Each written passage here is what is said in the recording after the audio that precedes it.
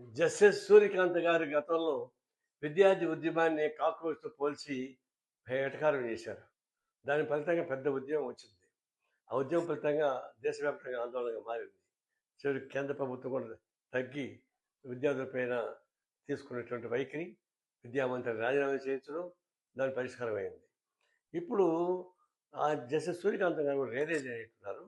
ఆయన ఈ విద్యార్థి ఉద్యమాన్ని గురించి పాజిటివ్‌గా స్పందిస్తూ పోలీసు దురాచారాన్ని ఖండిస్తూ దాని మీద మళ్ళీ విచారణ జరిపించాలని చెప్పేసి చెప్తున్నారు. దాన్ని బట్టి మార్పు జరిగింది. జస్టిస్ సూర్యకాంత్ లాంటి వారితో మార్పు జరిగినా కూడా ఈ కంగనా రనౌత్ పార్లమెంట్ సభ్యురాలు ఆమె. పదే పదే నోరు పారేసుకుంటూ ఉంటుంది. అగ్లీ ఉమెన్ అగ్లీ కామెడీ చేసింది. విద్యార్థి ఉద్యమాన్ని నీచంగా మాట్లాడింది, అమ్మాయిలను నీచంగా మాట్లాడింది. అలాంటి బాధ్యత రాహిత్యంగా మాట్లాడినటువంటి ఆమె గతం రైతు ఉద్యమాన్ని ఆ విధంగా మాట్లాడింది. మరి ఇప్పుడు ఇదే విధంగా మాట్లాడుతూ ఉంది. ఇది బీజేపీ అవినీతికి అవమానం. తక్షణం ఆమె క్షమాపణ చెప్పని చెప్పేసి నేను డిమాండ్ చేస్తా ఉన్నాను.